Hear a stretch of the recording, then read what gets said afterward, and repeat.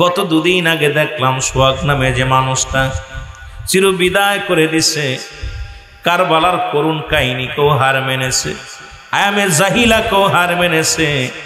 এরা কেমনে মানুষ হয়? পাষাণ্ড মানুষ। একটা মানুষকে হত্যা করার পর এই মানুষটাকে বড় বড় পাথর উঠায় তার মাথার উপরে, গায়ের উপরে মারা হচ্ছে। এই মানুষটার গায়ের উপরে লাভ দে পড়তেছে। আরে মানুষ নিকৃষ্ট শোন, হুসাইনকে হত্যা করার পর, হুসাইন রাদিয়াল্লাহু তাআলাকে হত্যা করার পর তার গায়ের উপর দিয়ে ঘোড়া চালানো হয়েছিল। হুসাইনকে হত্যা করার পর পণ্যের কাপড় খুলে নেওয়া হয়েছিল। আজকে কেমন নিষ্ঠুর! ওই কারবালাকেও হার মেনেছে বাংলার জমিনে। এ অন্য দেশে নয়, বাংলার জমিনে জিদ বাহিনীরা, তাদের দিলে কোনো মায়া নাই, দয়া নয়। মারা পর তাকে উলঙ্গ করে সেই মায়ের সন্তানকে পৃথিবী থেকে বিদায় করে দেওয়া হলো, পাথর নিক্ষেপ করা হলো, পাথরের পরে তার গায়ের উপরে লাফিয়ে লাফিয়ে নৃত্য করা হলো। কাকে হত্যা করলে? একজন মাকে বিধবা বানাইলি, একজন মাকে বিধবা বানাইলি, একটা সন্তানকে বাবা হারা করলি, একটা বোনকে স্বামী হারা করলি। মুসলমান শোনো, পৃথিবীর মধ্যে এই বাংলার জমিনে কেবলাদান হুজুর বলে গেছে, বাবা তসবির তারা যেমন, তসবির সুতা যেমন ছিঁড়ে গেলে আমার কেবলাদান হুজুরের কথাগুলো বারবার মনে পড়ে যায়। হুজুর বলতেন, বাবা এমন একটা সময় আসবে, ধরেন বাবা তসবির সুতা যদি ছিঁড়ে যায়, এই মালাগুলো ঝরঝর করে ঝরে যাবে, ঝরে টেকায় রাখা যাবে না।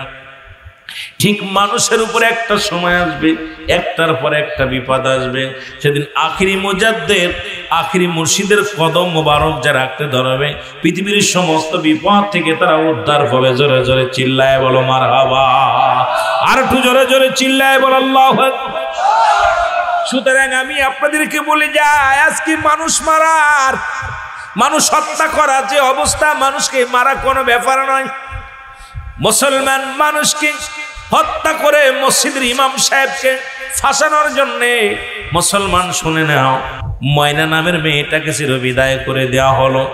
মারাফার ষড়যন্ত্র করে এখন সব তদন্ত হয়। বড় দুঃখজনক, এই ময়নাকে হত্যা করে আলেমকে ফাঁসানোর জন্য মসজিদে রাখা হলো। এখন দেখি চারিদিকে বিপদ, চারিদিকে গজব, চারিদিকে ভয়ঙ্কর অবস্থা বিরাজ করতেছে। এই জন্য জাকের ভাইদেরকে হুঁশিয়ার করে দিয়ে যায়, আজান কিন্তু সব জায়গায় হবে, নামাজও হবে। ইমাম দেখা মুসল্লি, ইমাম দেখা সিজদা করা লাগবে। জোরে বলেন ঠিক কিনা? এখন ইমাম না সিনা যদি সিজদা করেন, বিপদের কোনো শেষ নাই, ঠিক কিনা? ইমাম যদি না সিনা, এখন আমার মতো ইমাম দেখায় সিজদা মারেন না। এই জন্য যারা ইয়াজিদকে রহমাতুল্লাহ বলে, আমার দেশের অসংখ্য আলেমরা ইয়াজিদকে নির্দোষ বলে। কয় ইয়াজিদ হুসাইনকে মারার পিছে হাত ছিল না। শোনেন, ইতিহাসটা শুনলে খুশি হবেন। সোহাদায়ে কারবালা, মুসলমান শুনে নাও, গভীর মনোযোগ। হুসাইনকে হত্যার পিছে সবচেয়ে বড় হাতিয়ার ছিলেন, সবচেয়ে বড় দুষ্কৃত, সবচেয়ে বড় পণ্ডিত ছিল ইয়াজিদ, যিনি দামেস্কের শাহী মসজিদের ইমাম ছিল। কি ছিল? জোরে বলেন, কি ছিল? ইমাম ছিল। ১৬ লক্ষ মানুষ তার পিছে নামাজ পড়তো। এমন মুসলমান শুনে নাও, তিনি কিন্তু দামেস্কের মসজিদের ইমাম। আপনাদের ঢাকা শহরে একজন ইহুদি 10 বছর নামাজ পড়াইছে। কয় বছর? 10 বছর ইমামতি করার পর ধরা পড়ছে। মানুষগুলো ইহুদি পন্থী বানানোর জন্য ষড়যন্ত্র করে শুরু করেছিল, ধরা হলো 10 বছর পরে। তখন বললেন, আমার এসেছিলাম ইহুদিদের এজেন্ট হয়ে, আমি ইহুদি, আসলে মুসলমান না। কারণ অসংখ্য মুনাফিক আমাদের মধ্যে এখন আগমন করতেছে আমাদের ঈমানটারে নষ্ট করার জন্য। জোরে বলেন ঠিক কিনা? হাসান হুসাইন নামটা এত সহজ নয় যত সহজে আমরা বলি। এই হাসান হুসাইনকে আপনারা চেনেন, সবাই নাম শুনেছেন, তাকে এখনো চিনতে পারেন নাই। তার পাওয়ার কত, তার ক্ষমতা কত, কত বড় দামি মানুষ ছিল জগতের মধ্যে। হাসান হুসাইন বলতেছিলাম, জান্নাতে 2টি ফুটন্ত গোলাপ। জোরে বলো মারহাবা। ও যুবক, দিলের কান্ডা লাগা শোনো গো, রাহমাতুল লিল আলামিনের সঙ্গে বসে আছে মুসলমান। রাসূলের একমাত্র সন্তান, তখন ছেলে সন্তান, নাম তার ইব্রাহিম। মামা ভাগ্নে একসাথে ধুলাবালি নিয়ে খেলা করেন। আল হাসান আল হুসাইন আর মোহাম্মদ ইব্রাহিম তিনজন মিলা খেলা করে। রাহমাতুল লিল আলামিন এসে দেখে মামা ভাগ্নে এক জায়গা বয়া বয়া খেলা করে। রাহমাতুল লিল আলামিন এসে ডাক দিছে, নানু ভাই এদিকে আসো। নানু ভাই দুটি ভাইকে আদর করে কিছু খাবার দিলেন হাতের মধ্যে, কিছু খোরমা হাতের মধ্যে দিলেন।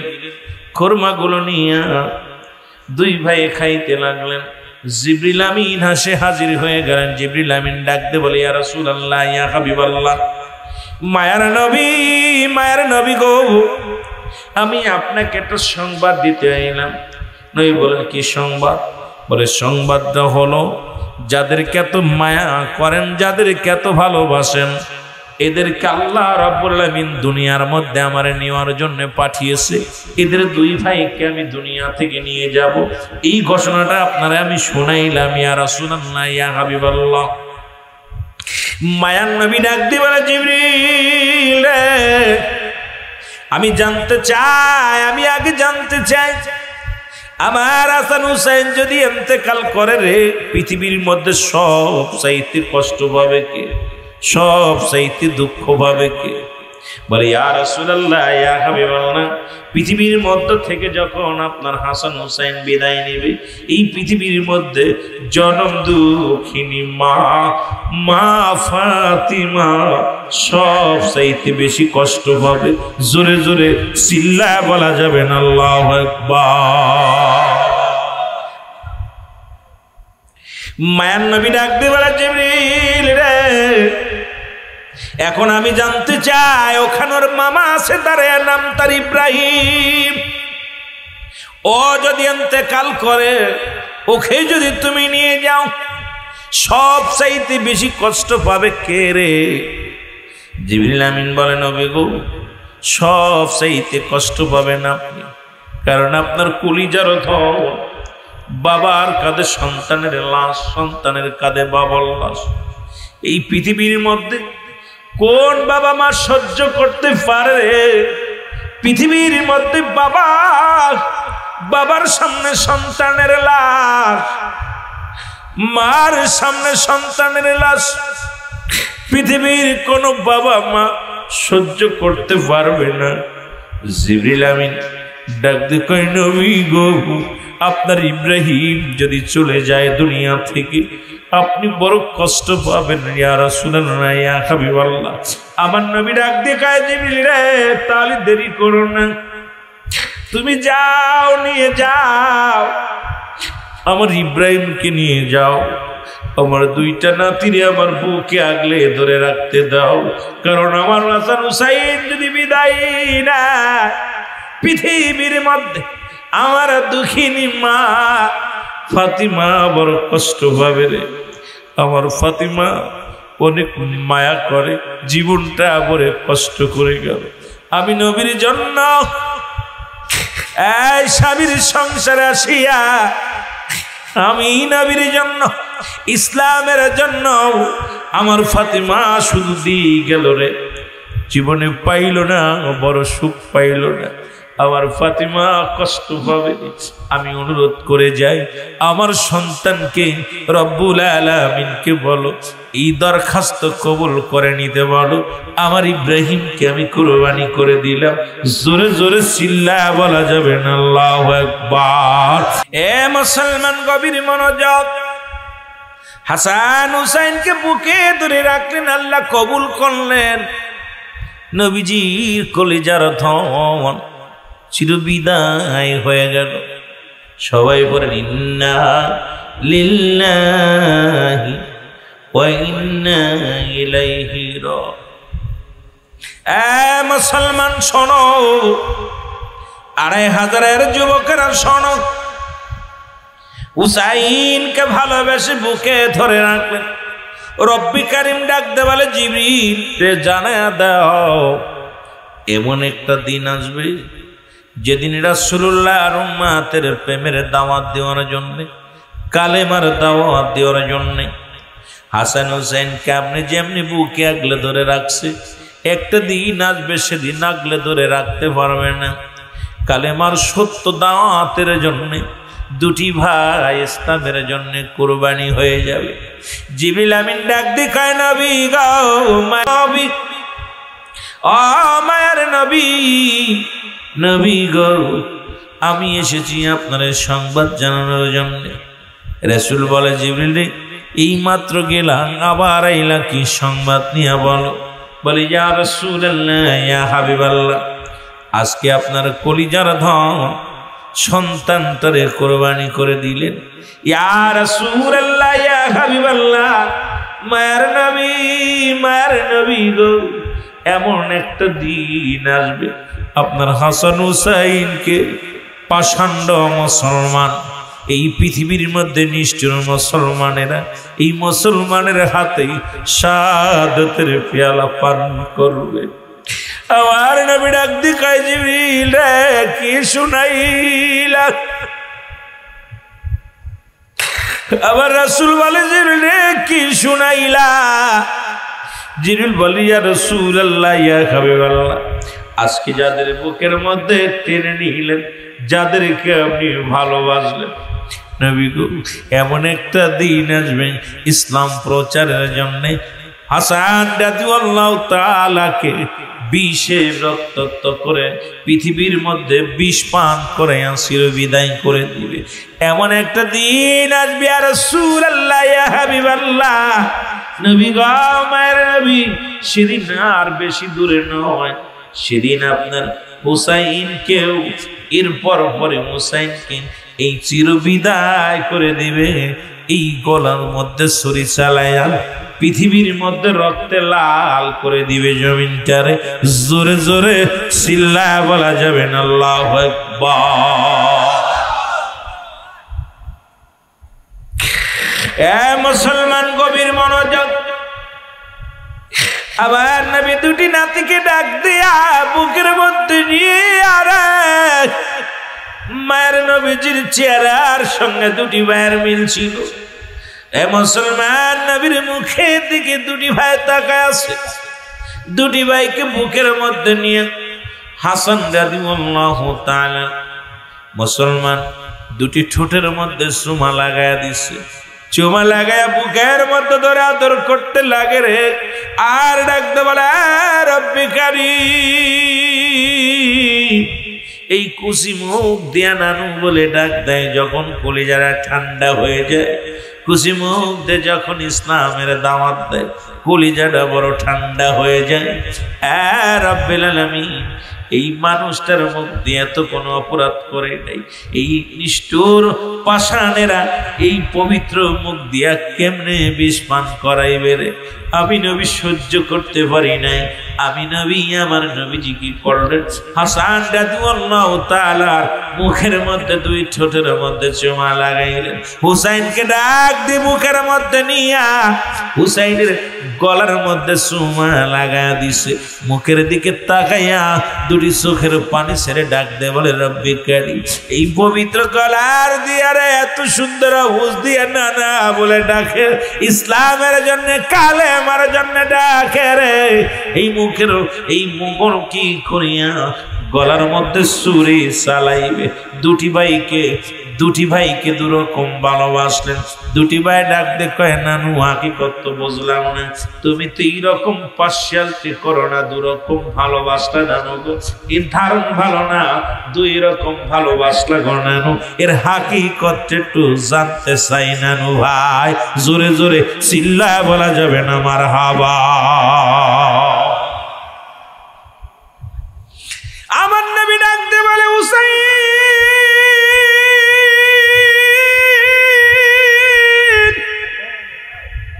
হাসান হুসাইন আজকে কিচ্ছু বলবো না, মন ভালো না, যাও। হাসান হুসাইন চলে গেলেন বাড়িতে। যা ডাক দিয়ে বলে, মা মা রাহমাতুল আলামিন, আজকে ভালোবাসার ধারণ ভালো না। মা গো, জানতে চাই গো মা। দুটি ভাই অভিযোগ জানাই, মা তোমার আব্বান রাহমাতুল আলামিন তোমার আব্বা না কুল কায়নাতের নবী, তোমার বাবা দুরকম ভালোবাসলো মা। মা গো, এর হাকিকতটা জানতে পারো, জানতে চাই আমরা। হাসান বলে, মা গো, আজকে নানু তো প্রতিদিন নানুর পিঠে সোয়ার হইতাম, দুটি ভাই ঘোড়া চালাইতাম, দুটি ভাই একবার আকপাস করে বসতাম, একবার আমি সামনে, আবার হাসান সামনে, আবার হুসাইন সামনে।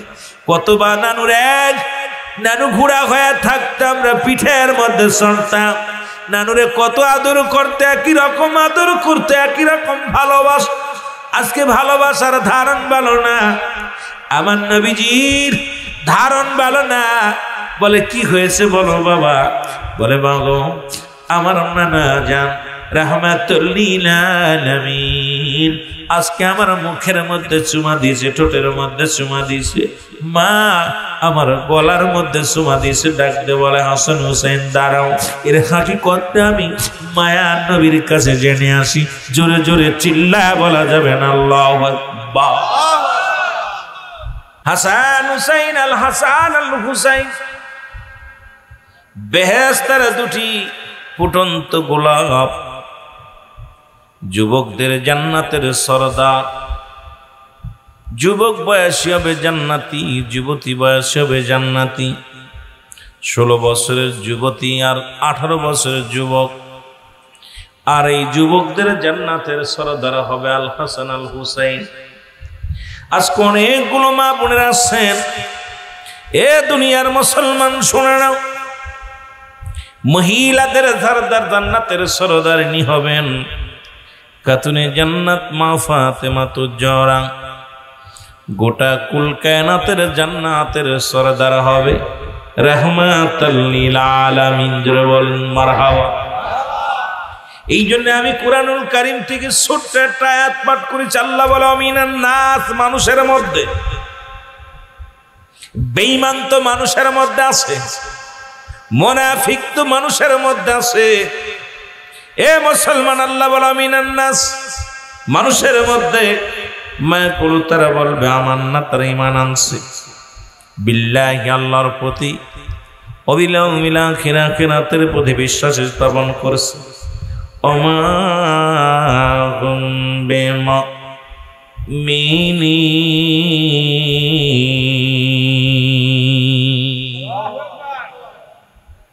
ছোট্ট একটা আয়াত তেলাওয়াত করে আলোচনার মধ্যে ঢুকছে। এ মুসলমান, ওই হাসান হুসাইন আজকে আলেম ওলামার দাড়ি আছে, টুপি আছে, জুব্বা আছে, পাগড়ি আছে, আমার মতো দেখতে অসংখ্য আলেম থাকবে। হুসাইনি শিবিরি, হুসাইন রাদিয়াল্লাহু তাআলা মাথা মুবারক কাটা পর আজান হলো, শিবিরে আজান হলো, খুব লক্ষ্য করে শোনা লাগবে। এজিদ শিবিরে আজান হলো, হুসাইন শিবিরে আজান হলো। আজান কিন্তু দুইটা শিবিরে হলো। হুসাইনে শিবিরে আজান পড়া পরে নামাজের সময় হয়ে গেল, তারা নামাজ আদায় করলেন। হুসাইন রাদিয়াল্লাহু তাআলাকে হত্যা করে এর মাথা মুবারক, মাথা মুবারকটাকে বেজ্জতি করা পর ওই এজিদ শিবিরে আজান হলো, তারাও নামাজ পড়লো। হুসাইন শিবিরে আজান হলো, নামাজ পড়লো। দুইটাই কিন্তু মুসলমান, একটা হলো এজিদ ইসলাম, একটা হলো হুসাইন ইসলাম। হুসাইনকে হারায়া সুগে মাতুম হারা গোটা রাসূলের পাগলেরা, হুসাইনের পাগলেরা চোখের পানি ফেলে রব্বে কারিমের দরবারে কান্দে, আর ওদিকে নামাজ শেষ করে উল্লাস করে বিজয় অর্জন করেছি। জোরে জোরে চিল্লায় বল আল্লাহু আকবার।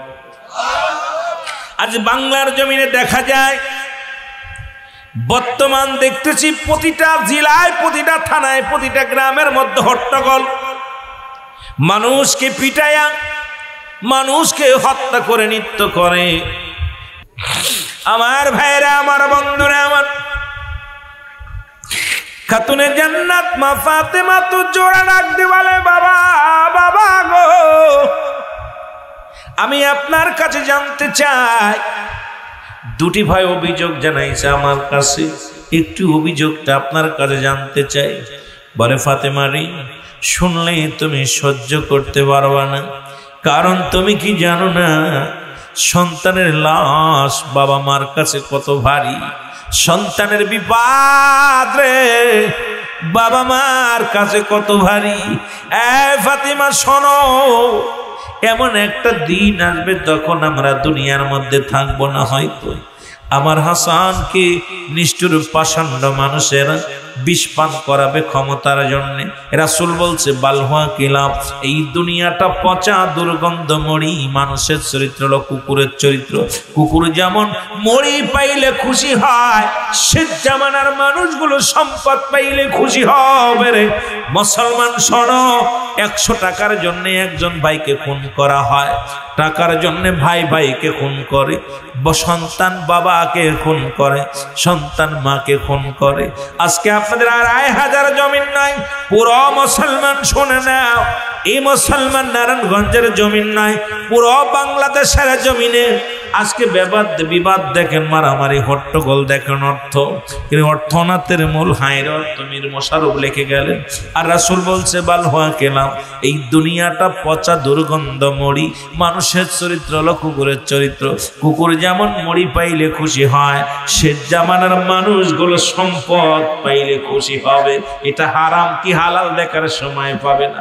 এখন আমার মতো আলেমরা বড় বড় ব্যাংকগুলোকে জায়েজ করে দিছে, মঞ্চে ওয়াজ করতে এসে বলে অমুক এনজিও হালাল, অমুক ব্যাংকগুলো হালাল।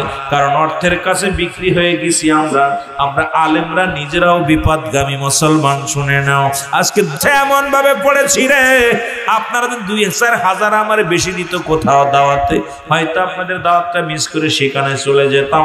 কারণ আমার এই জামানা এমন একটা জামানা চলে আসছে, দুনিয়া দুনিয়া দুনিয়া ধরে ফেলেছে। জোরে জোরে বলেন ঠিক কিনা?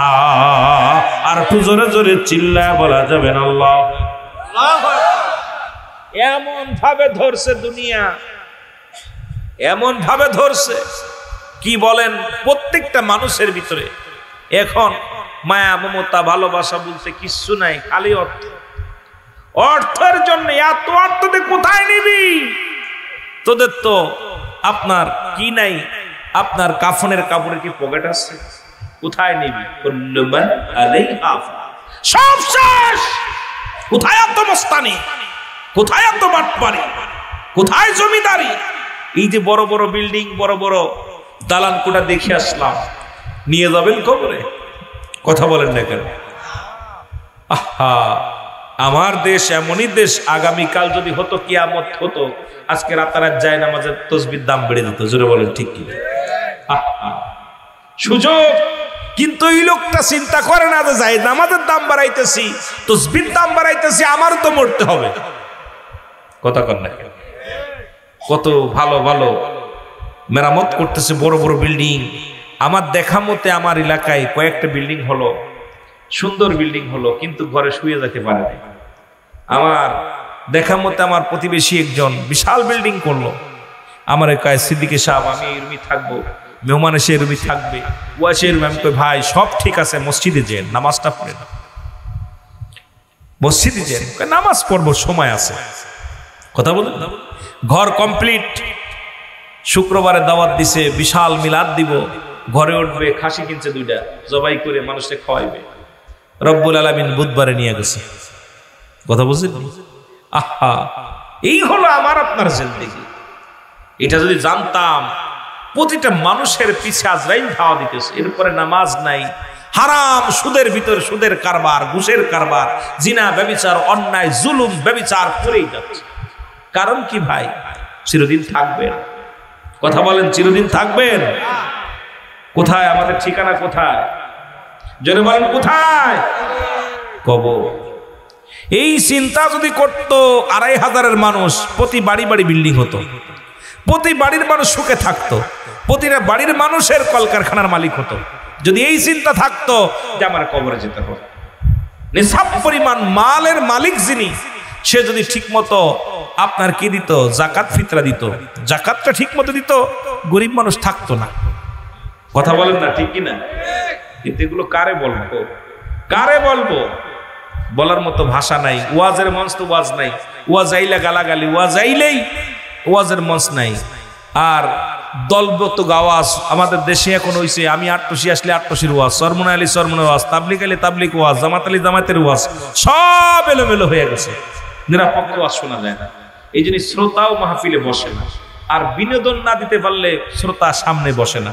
শ্রোতা এখন চোখের পানি আনলে ওয়াজ মজা লাগে না, ওদের দিতে হবে।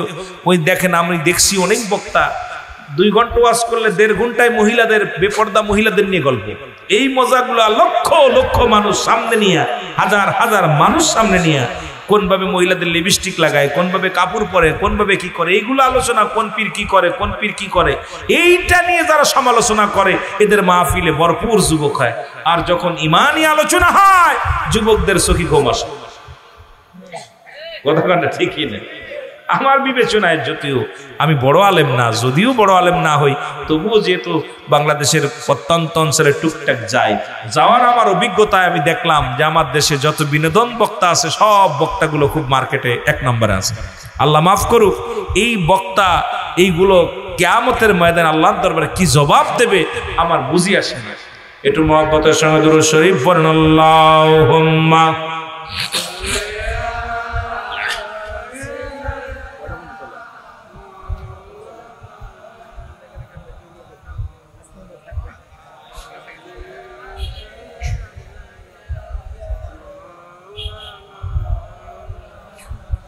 ওই বুঝিরে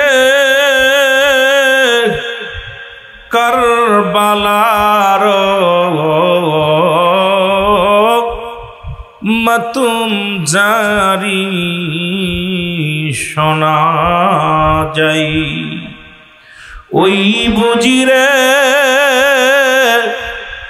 কারবালার মাতুম জারি শোনা যাই। শিশু আজগার না পাই পানি, শহীদ হলো আকবর আলী। শিশু আজগার না পাইল পানি, শহীদ হইল আজগার আকবর আলী। কান্দেরে বিজয় নব, কান্দেরে সাহারা বানু, কান্দেরে আসমান, কান্দেরে আসমান। ওই বুঝিরে কারবালার মাতুম জারি শোনা যায়। লা ইলাহা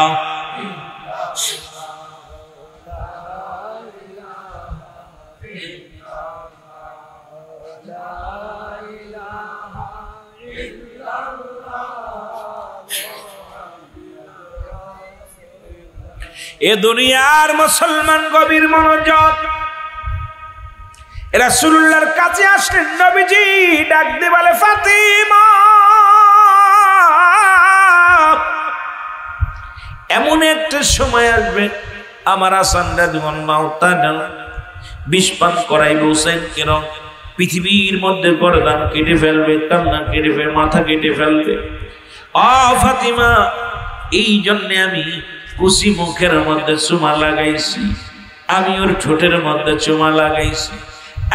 ফাতিমা, ফাতিমা কান্দে বাবার কথা শুনিয়ে। নবীজি বললেন, ফাতিমা রে, আমি সবাই রে বলে গেলাম, শুনে নাও রে ফাতিমা। সাহাবীরা হাজির, উম্মে সালমা হাজির হয়ে গেলেন। নবীজি বললেন, উম্মে সালমা রে, এই নাও একটু মাটি মোবারক নাও। একটু মাটি নিয়ে বললেন, এই মাটিগুলো একটা পাতিলের মধ্যে রেখে দিল। উম্মে সালমা বলে, ইয়া রাসূলুল্লাহ, ইয়া হাবিবাল্লাহ, আপনি আমার হাতে, এত মানুষ থাকতে আপনি আমার হাতে মাটি মোবারক দিলেন। উম্মে সালমা রে, শুনে নাও, এই মাটি কোনো সাধারণ মাটি নয়, এই মাটিটা আমি দিলাম কারবালার ময়দানের মাটি। যেদিন দেখবি মাটি গোলার মধ্যে লাল রং হয়ে গেছে রে, সেদিন আমি দেখবি তুমি উম্মে সালমা রে, সেদিন দেখবে আমার হোসেন দুনিয়া থেকে বিদায় হয়ে গেছে, কিয়ামত পর্যন্ত উম্মে সালমা বেঁচে থাকবে। আমার রাসূল এটাও বলে গেছে জোরে জোরে, যে ওই কোন পর্যন্ত মুসলমান ওই কারবালা পর্যন্ত, কারবালার ময়দান পর্যন্ত বেঁচে থাকবে উম্মে সালমা। রাসূল এটা বলে গিয়েছেন জোরে জোরে, চিল্লায় বলা যাবে না আল্লাহু আকবার। রাসূল সাহাবীদের ডাকতে বলেন, সাহাবীরা শুনে নাও, শুনে নাও, আমি তোমাদের বলি, আমি ইন্তেকালের পরে 30 বছর পরে, 30 বছরের মধ্যে আমার হাসান হুসাইন এই ক্ষমতার মধ্যে আসবে। এদিকে আমিরে মুয়াবিয়া সামনে হাজির হয়ে গেছেন। এ মুসলমান শোনো, আমিরে মুয়াবিয়াকে রাসূল ডাকতে বলে, উম্মা মুয়াবিয়া রে শোনো, এ মুয়াবিয়া শোনো, তুমি জীবনেও শাদী করবে না, কারণ তোমার বংশের ভিতর থেকে ওই বংশটা হাজির হবে যারা আমার হাসান হুসাইন হত্যা করে আনন্দ পাবে, মজা পাবে। আমার নবীজি ডাকতে বলেন, মুয়াবিয়া রে তুমি বিয়ে করো না। এদিকে রাসূল পাক সাল্লাল্লাহু আলাইহি ওয়াসাল্লাম ইন্তেকাল করলেন, 4 খলিফা ইন্তেকাল করলেন। বলতেছিলাম এক একটা বিষয় নিয়ে যদি কথা বলতে হয় 2-4 রাত কেটে যাবে, লম্বা আলোচনারে ছোট করা লাগবে রে দাদু ভাইরা, জাকের ভাইরা রে। এই আলোচনা করতে গেলে আমাকে 2-4-5টা দিন সময় দেওয়া লাগবে, তাহলে এক একটা বিষয়ের উপর একটু আলোচনা করতে পারবো। রাসূল সাল্লাল্লাহু আলাইহি ওয়াসাল্লাম ইন্তেকাল করলেন, মা ফাতেমা ইন্তেকাল করলেন, শেরে খোদা হযরত আলী রাদিয়াল্লাহু তাআলা ইন্তেকাল করলেন, 4 খলিফা মুসলমান ইন্তেকাল করলেন। আসলেন আমিরে মুয়াবিয়ার ক্ষমতায়। আমিরে মুয়াবিয়ার এমন একটা রোগ হলো, সবাই ডাক্তার কবিরাজ বললেন, আমিরে মুয়াবিয়া যদি তুমি শাদী না করো তোমার এই রোগ ভালো হবে না। ওদিকে রাসূল বারণ করেছিল, আমিরে মুয়াবিয়া রে, এ মুয়াবিয়া জীবনে তুমি শাদী করবি না। এদিকে মুয়াবিয়ার এমন একটা রোগ হলো, বিয়ে না করলে হবে না। আমিরে মুয়াবিয়া বিয়ে করলেন, জন্ম নিল মাস্টার এজিদ। জোরে জোরে চিল্লায় বলা যাবে না আল্লাহু আকবার। দিলের কান্ডা লাগা শোনো, 30 বছর পূর্ণ হয়ে যাওয়ার আগে আমিরে মুয়াবিয়ার কাছে মাস্টার এজিদ ডাকতে বলে, বাবা আপনি এখন এই চেয়ারের মধ্যে আছেন, একটু আগে মুফতি মেহেদী হাসান চেয়ারের মধ্যে ছিল, তারপরে আমি বসছি। এদিকে এসে বলে, বাবা এই চেয়ারটার মধ্যে আমি বসবো, বড় শখ, চেয়ারের শখ। আজকে আমার দেশের অবস্থা, বহির্বিশ্বের অবস্থা, সবাই আমরা চেয়ার পুজোরি, চেয়ারের জন্য কত না কি করি রে মুসলমান। জনগণের চিন্তা করি না, মানুষের চিন্তা করি না, জানমালের চিন্তা করি না। আসি কোনভাবে চেয়ার টিকেই রাখা যায়, কোনভাবে ক্ষমতা টিকেই রাখা যায়। এর মুসলমান ক্ষমতা নিয়ে কবরে যাবি না। ফিরাউন নমরুদ তাদের আল্লাহ খোদা পৃথিবীর মধ্যে এত পরিমাণ সম্পদের মালিক বানিয়ে দিয়েছিল, তাদের আল্লাহ নিয়ে গেছে। ফিরাউন বেঁচে নাই, মুসলমান নমরুদ বেঁচে নাই, পৃথিবীর মধ্যে যারা কারণ ছিল সেও বেঁচে নাই। আপনিও থাকবেন না, চির বিদায় নিয়ে চলে যেতে হবে। জোরে জোরে চিল্লায় বলেন ঠিক কিনা। আমার যুবক বন্ধুরা দিলের কান্ডা লাগা শোনো গো, আমিরে মুয়াবিয়ার ছেলে এজিদ বলে, বাবা আপনার চেয়ারের পত্র, এই চেয়ারের মধ্যে আমি বসবো। বলেন না না, রাসূল বলে গেছেন তার ইন্তেকালের 30 বছর পূর্ণ হয়ে গেলে হাসান হুসাইন এই চেয়ারের মধ্যে বসবে। সুতরাং এখন হাসান রাদিয়াল্লাহু তাআলার বয়স 15, তার কিছুদিন মাত্র বাকি আছে। এই চেয়ারের মধ্যে হযরত হাসান রাদিয়াল্লাহু তাআলা বসবে, আমির হবে। আমিরে এই এলাকার মহল্লার সব নেতৃত্ব দিবে হাসান রাদিয়াল্লাহু তাআলা।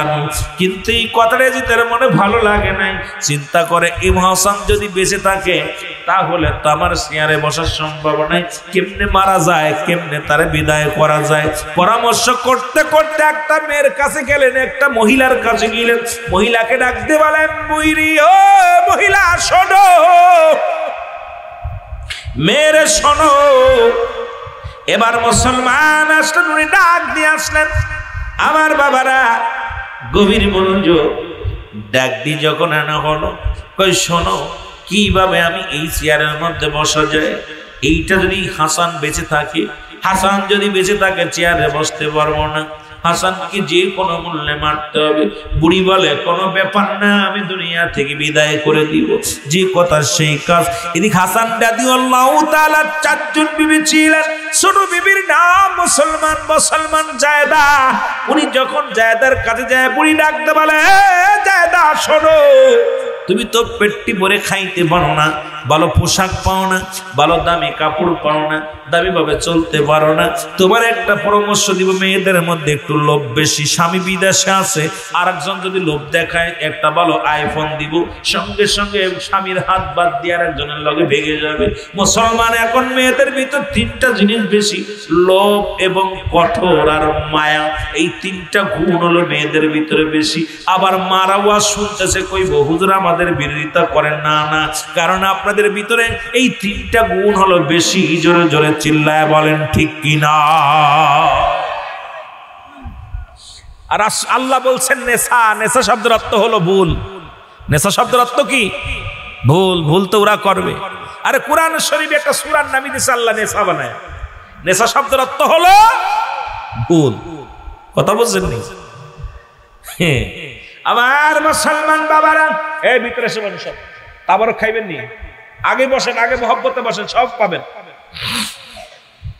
ভিতরে এসে মহব্বতে বসেন। না জানি কার জীবনের শেষ মাহফিল, না জানি কার জীবনের শেষ সময়। মাহফিলে বয়া চোখের পানি ছেড়ে কান্দেন, কাজে লাগবে। একটু মহব্বতের সঙ্গে জিকির করুন, লা ইলাহা, আরো জোরে লা ইলাহা, জবান খোলে লা ইলাহা। তুমি কাউকে বানাইলা খলিলুল্লাহ, তুমি কাউকে বানাইলা রূহুল্লাহ। আর নূর মুহাম্মদ সাল্লাল্লাহু বলো, নূর মুহাম্মদ সাল্লাল্লাহু, লা ইলাহা ইল্লাল্লাহ। এ মুসলমান, গভীর মনোযোগ। যে কথাগুলো বলতেছি দিলের কান্ডা লাগা শোনো। এরে মুসলমান, জায়দা বলেন, বুড়ি কয়, জায়দা রে, এজিদ হবে দেশের প্রধান, এজিদের সঙ্গে তোমার বিয়ে দিব, তুমি হবা রানী, এজিদ হবে রাজা। লোক দেখেন কিভাবে বিরাজ করে। এবার জায়দা কয়, ঠিক আছে, যে কাজ সেই কথা, যে কথা সেই কাজ। চিরবিদায় করার জন্য হাসান রাদিয়াল্লাহু তাআলা আসলেন বাড়িতে। আসা পরে ডাকতে বলে, জায়দার শরবত দাও। ছোট বিবির হাতে শরবত খাইতে, শরবত আনিয়া দিলেন। শরবত খাওয়া পর হাসান রাদিয়াল্লাহু তাআলা পুরো গায়ের রংটা নীল বর্ণ হয়ে গেল। আমি শুধু তোরে চাই বাবা, আমি শুধু তোরে চাই, তুই বিনে মোর বান্ধব কেহ নাই। আল্লাহ আল্লাহ। চারিদিকে জঙ্গল বাবা, শত্রু আমার পিছেতে, থাকলে মুর্শিদ তুমি আমার, থাকলে মুর্শিদ তুমি আমার। ভয় করি না দৌড়াতে, আমি ভয় করি না দৌড়াতে, তাই তো বাজান কান্দি আমরাও, তাই তো বাজান কান্দি আমরা আপনার রঙ্গা চরণে, তুই বিনে মর বান্ধব কে হও না। আল্লাহ আল্লাহ।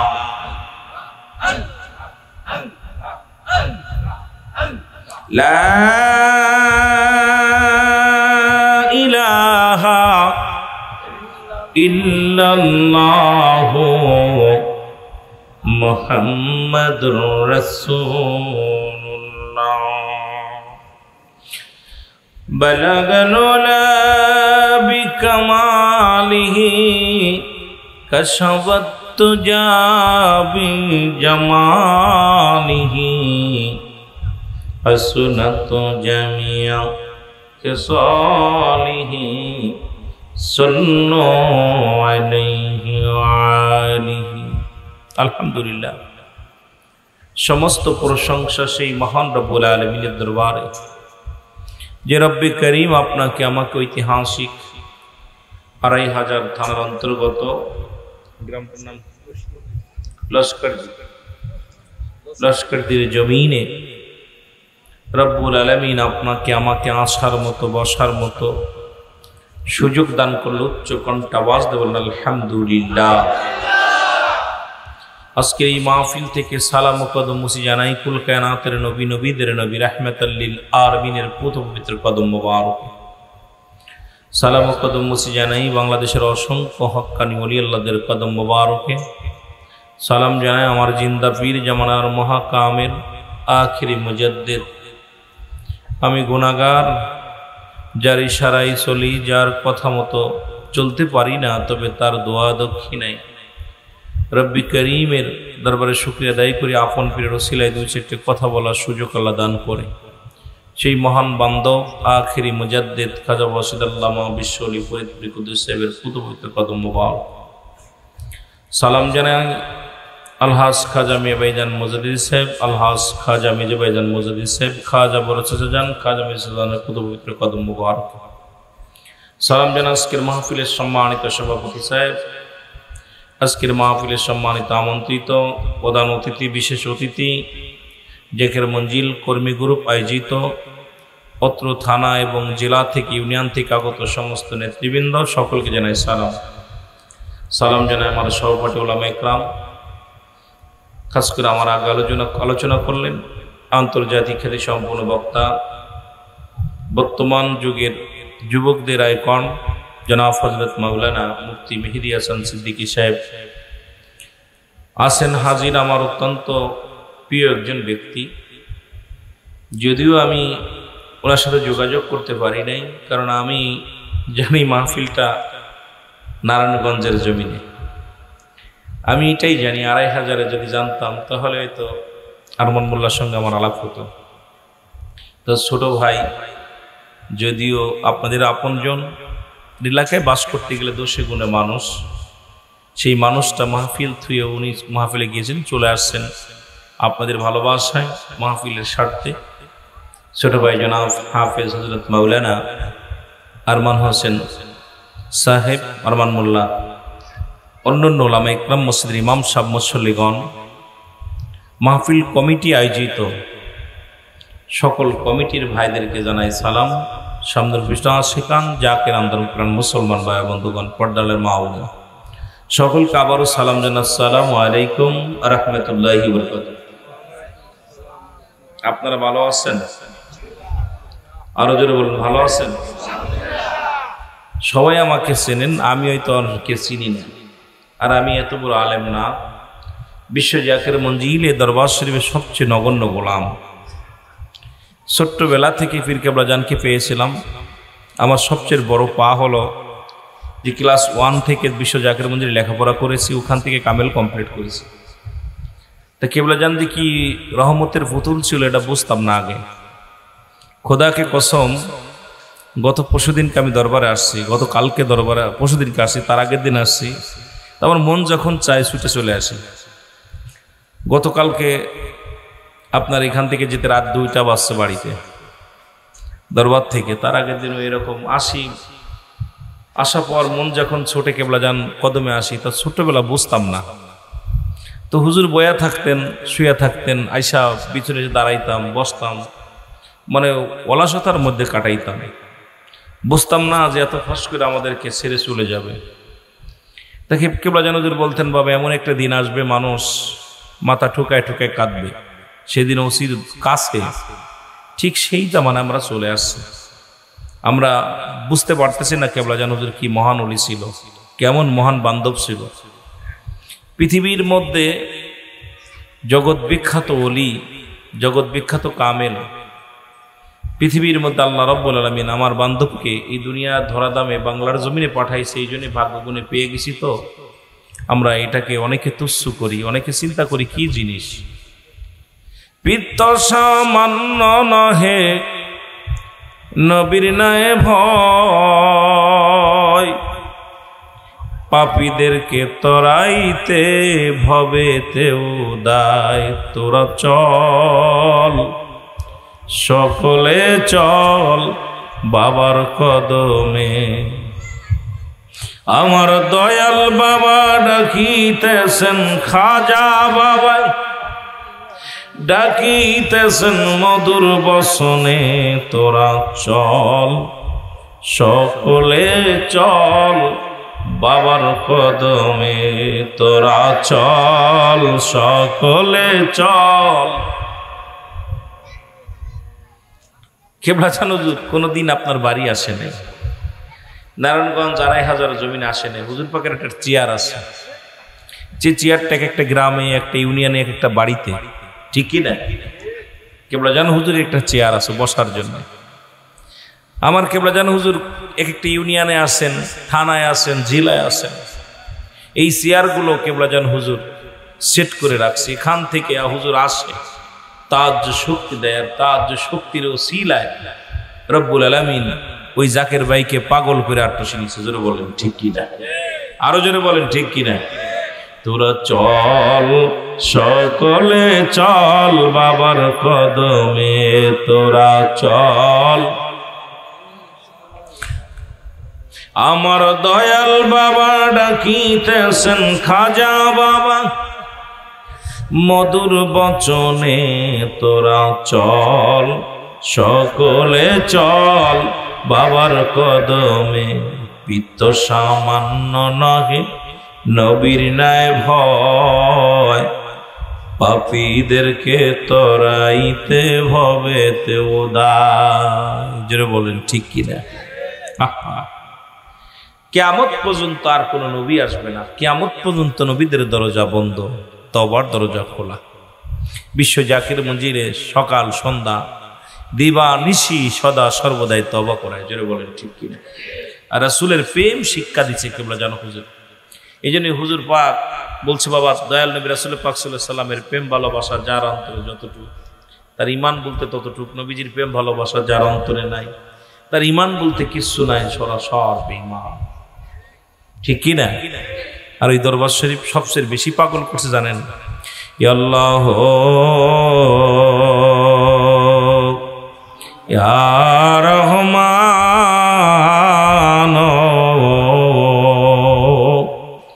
ইয়া। খোদাকে কসম, যখন আল্লাহর নাম তিনটা ধরে টান দেয়, কেন যেন ভিতর থেকে কেন যেন মন চায় দুনিয়া ছেড়ে দিই, কেন যেন মন চায় ঘর সংসার ছেড়ে দিই, কেন যেন মন চায় সব কিছু ছেড়ে দিয়ে আল্লাহর পাগল হয়ে যায়। জোরে বলেন ঠিক কিনা? আর যখন এটা দিয়ে রহমাতালে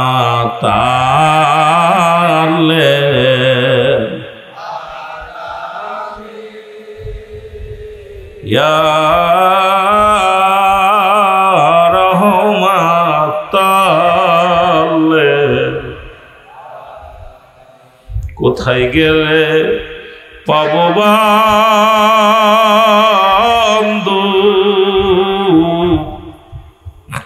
তোমারে, কোথায় গেলে পাবো বান্দু তোমারে, ঘুমের ঘরে বইলা যায় আমারে ইয়া রহমান।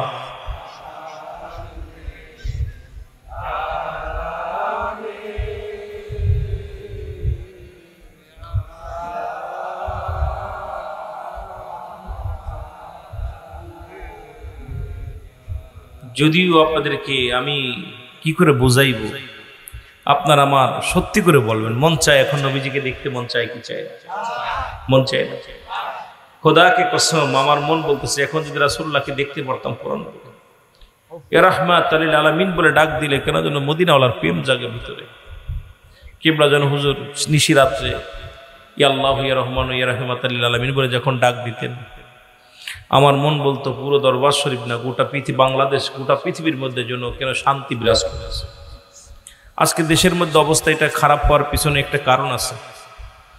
মিয়া ভাইজান বললেন, জাকের বাঞ্জিলদের সমস্ত কর্মী ভাইদের যারা নেতৃবৃন্দ ছিলেন ডাক দিয়ে বললেন, আপনাদের কাছে অনুরোধ করি, হুজুর পাক আমাকে বলেছে আপনারা কেউ রহমত কাজা করবেন না, আপনারা রহমত কাজা করবেন না, পাক কালাম ফাতিহা শরীফ পড়বেন, রহমত পালন করবেন। আমার কেবলা যেন বলে গেছেন, যেদিন সারা পৃথিবীর মানুষ ইয়া আল্লাহ ইয়া রহমান ইয়া রাহিম বলে ডাক দিবে, দুনিয়ার মধ্যে মারামারি থাকবে না, হাঙ্গামা থাকবে না, অবমানটন থাকবে না, শান্তি আর শান্তি ফিরে আসবে, মিঠা পানি বসিত হবে, ভাইয়ে ভাইয়ে মিল থাকবে, ভাই স্বামী স্ত্রী মিল মহব্বত থাকবে। আর যেদিন এই ডাকটা মানুষ ভুলে যাবে, সেদিন দুনিয়ার মধ্যে গজব আসবে।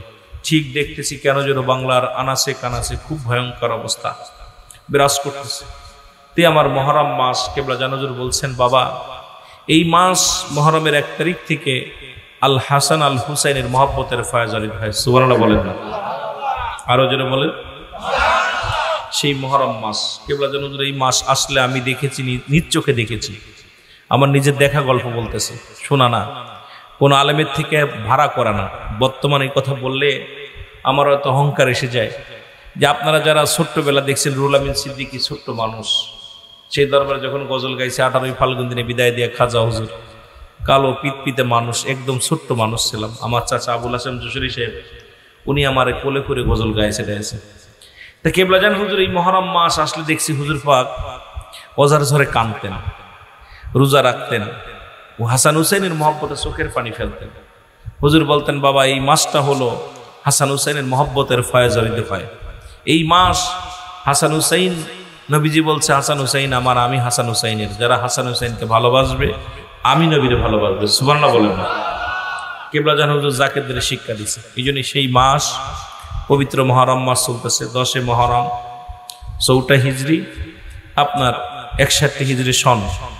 এই 10 মহরম পৃথিবীর বুকে ইতিহাস থাকবে, যতদিন পৃথিবী থাকবে। কারবালার করুণ ইতিহাস সবাই আমরা কম বেশি শুনবো এবং জানবো, আলেম ওলামা বলবে। জোরে বলেন ঠিক কিনা, আরো জোরে বলেন ঠিক কিনা। এই মহরমের 10 তারিখে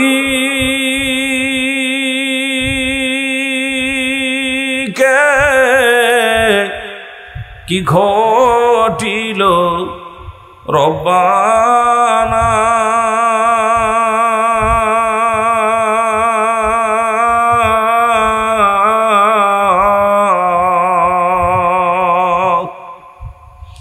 কলিজা ফাটিয়া যায় রে, শুনলে করুণ ঘটনা।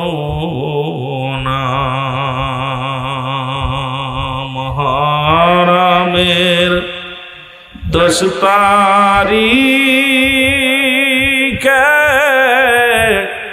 কি ঘটিল রব্বানা,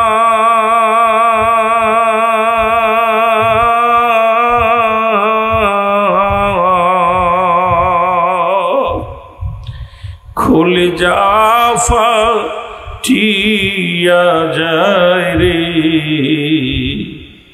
শুনলে যেমন ঘটনা। আল্লাহুম্মা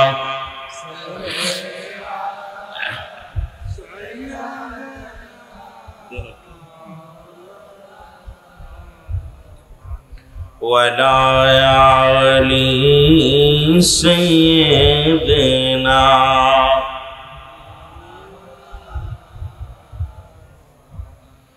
এ দুনিয়ার মুসলমান গবি, একটু মহব্বতের সঙ্গে দুরূদ শরীফ পড়েন। আল্লাহুম্মা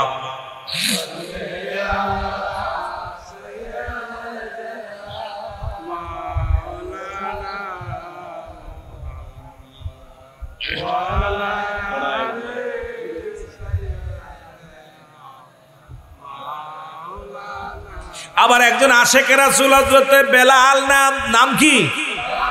বেলাল। আমি অনেক আনন্দ পাইছি, কারণ এই মুরতাস পৃথিবীর মধ্যে সবচেয়ে ডাকাত চেনেন? ডাকাতকে ধরে যখন পরে, ডাকাত ধরা পড়লে গণ ধুলাই দিয়ে মেরে ফেলে। যেন বলেন ঠিক কি না? গণ ধুলাই দিয়ে মেরে ফেলে।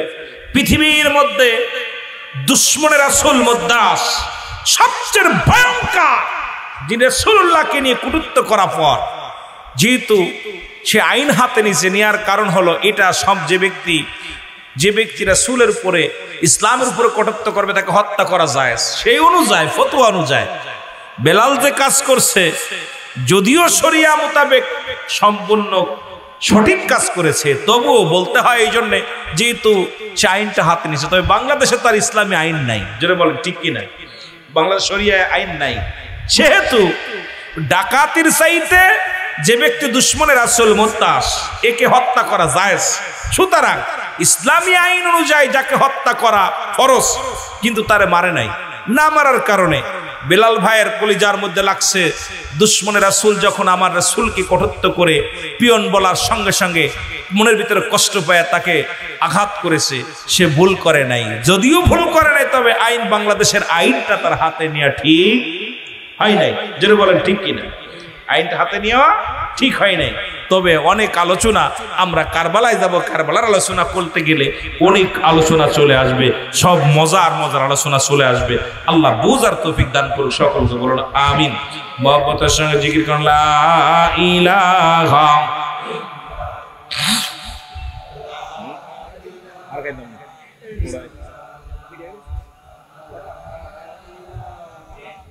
একটু গরম পানি এনে ফেলে। লা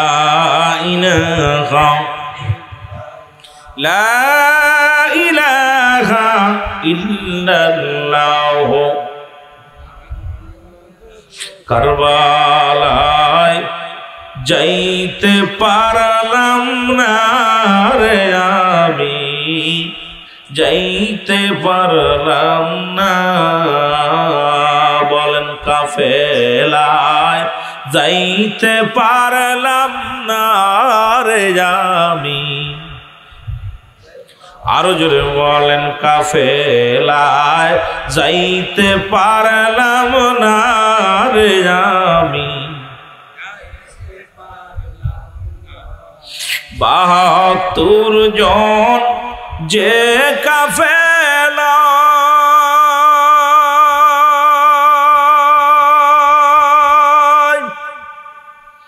শিশু আজগার সঙ্গেতে যায়, ওই কাফেলায় কবুল করো যাবরে মদিনায় আমি, যাবরে সে তাই। কারবালায় যাইতে পারলাম না রে আমি। এ দুনিয়ার মুসলমান শুনে নাও, রাসূল পাক সাল্লাল্লাহু আলাইহি ওয়াসাল্লাম ওই কারবালা হাসান হুসাইন নামটা এত সহজ নয়।